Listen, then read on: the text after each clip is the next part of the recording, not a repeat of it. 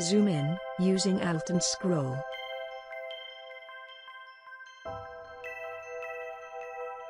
Right-click on the lasso tool. Select polygonal lasso. With your mouse, select the first eye by clicking around the edges. Be sure to make a circle that is closed at the end.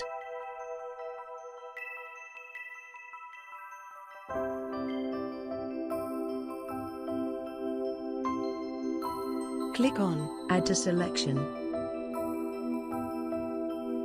Select the second eye.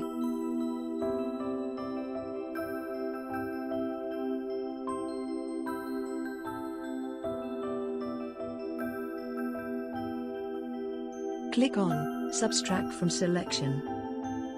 With your mouse, select both pupil by clicking around the edges.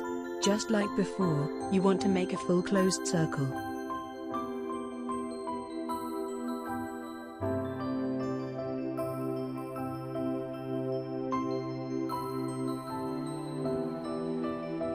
Click on the color balance icon. Move the different color sliders in order to get the desired color. Here, I'll add more blue and cyan by moving the slider in those directions.